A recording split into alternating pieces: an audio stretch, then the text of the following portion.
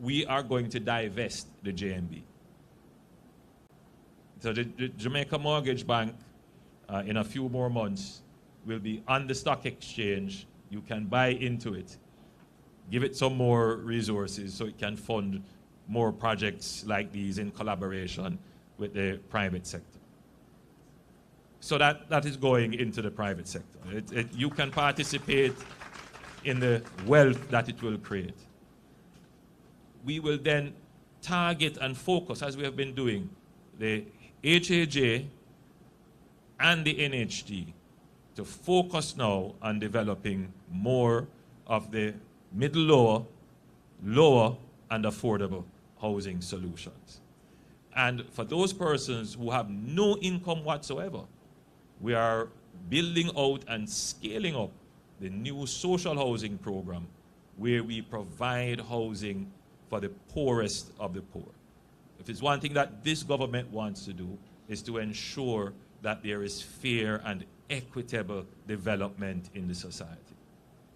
We know that the frustration is not just about the poor not being able to access proper housing solutions. The frustration is also with young people, the young professionals, leaving college, leaving university. They are getting their paychecks now. They are in the category of effective demanders of housing solutions. But there's just not enough housing solutions in the market. So there will be all kinds of promises to young people, and many of them will probably be attracted to the promises. But there are certain immutable realities. You know, I often say to people that economics is like physics. The laws of economics are as immutable as the laws of physics. You can't change them. No matter how many promises you make and how beautiful sounding these promises are. If you don't build the houses, you can't provide them for rent. And that's the core of the problem. How do we build the houses and the solutions that people can afford? And so what we have been doing, we have identified lands right across Jamaica that we will be putting into the housing pool for private developers and the NHD itself to directly develop. We have recently announced, and you would have heard it in the budget, the Small Developers Program. Because once you're talking about greenfield development, the infrastructure costs become so high, and if you add that to the cost of the housing, even the house by itself that a low-income earner could afford, when you put infrastructure in it, it becomes unaffordable. So what we're doing is looking at areas where the infrastructure already exists, but may need some amount of upgrading.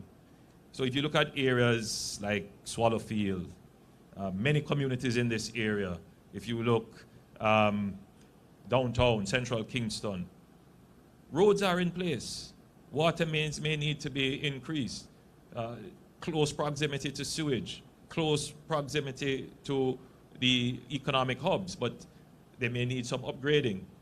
So what we have tasked the NHD to do now, and I'm hoping that some developers are here will hear the idea, is that the NHD will finance small developments in those areas. So if you could get half acre and you could get the neighbor beside to pool and the neighbor beside to pool and you come up with an acre and a half, 2 acres, the NHD would finance that development at a certain price point. In fact, the NHD would purchase those houses from you directly. So you as a developer bear no risk. And that is a way to rapidly start the infilling of these communities that are suffering from urban blight. So I'm hoping that it's sparking some ideas in the entrepreneurs that might be here in the audience. And then you would have also heard that we are changing the urban development tax incentives. And we're going to expand those to several other areas.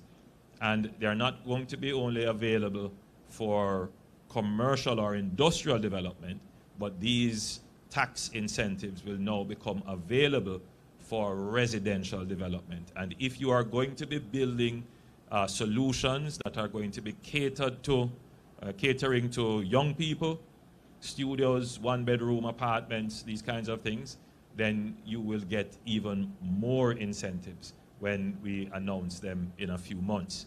So we are doing everything we can to support the housing market, to give the incentive to those persons who are empathetic about the shortage of housing in Jamaica and who want to see a structured and sustainable transformation of the built environment. This administration is putting in place all the measures to support the private initiative that will work in alignment with the government.